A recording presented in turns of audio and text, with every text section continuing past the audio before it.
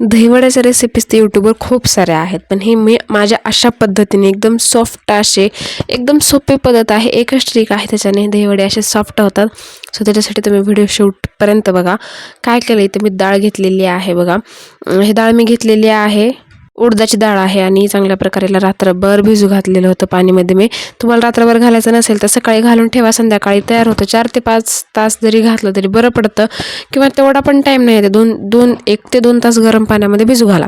नंतर मिक्सरमध्ये डाळ काढून घ्यायची. ते अगदी थोडंसं मध्ये पाणी टाकायचं, मिरची टाकायची आणि थोडंसं अद्रक टाकायचं आणि हे जे सगळे डाळ आहे ना आपल्याला ग्राइंड करून घ्यायचे. ह्याला हाताने चांगलं फेटायचं बघा. हे याची एवढी महत्त्वाची ट्रिक आहे ना. काहीच टाकायचं नाही, मध्ये चांगलं आधी 1-2 फेटून घ्यायचं. एकाच साईडने गोल फेरतमध्ये हवा बनते आणि छान आपले वडे जे आहेत ते फुलतात.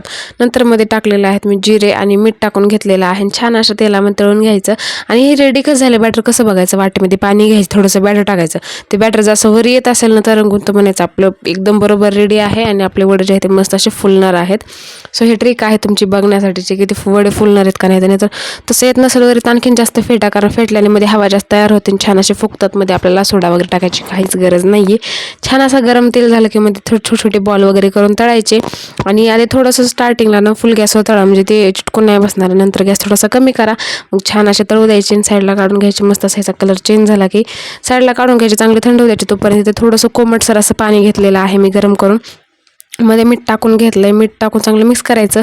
हे वडे या पाण्यात टाकायचे आणि चांगलं डीप वगैरे झाले का लगेच जेव्हा आपल्याला खायचे ना तेव्हाच पाण्यामध्ये टाकायचे. नंतर साईडला असं काढून घ्यायचं आणि काढून घेतल्यानंतर असं हाताने मस्त असं त्याला पिळून घ्यायचं आणि मध्ये दही चटणी वगैरे हे सगळं काही टाकून घ्यायचं, म्हणजे खूप भारी लागतं. इथे मी चिंच चटणी घेतलेली आहे आणि जी तिखट चटणी असते आपली कोथिंबीर पुदिन्याची ती आहे चटणी. याची रेसिपी पाहिली असेल तर मला कमेंट करा, मी नक्कीच पुढच्या वेळेस काहीतरी शेअर करेन. मस्त वरी बुंदी वगैरे टाकून घेतली, कोथिंबीर टाकून घेतली, शेव टाकून घेतली. छान असताना सर्कल थोडंसं रेड चिली पावडर, थोडंसं मीठ पण टाकू शकतो किंवा चाट मसाला पण टाकू शकतो आपण, आपल्या मनावर आहे. तर मस्त असं जे आहे ते दहीवडा आपला सॉफ्ट असा रेडी आहे. तुम्हाला रेसिपी कशी वाटली नक्की कमेंट करून सांगा. चॅनलला पटकन सबस्क्राईब करून ठेवा केलं नसेल तर. चला भेटूया पुढच्या व्हिडिओमध्ये. तोपर्यंत बाय बाय.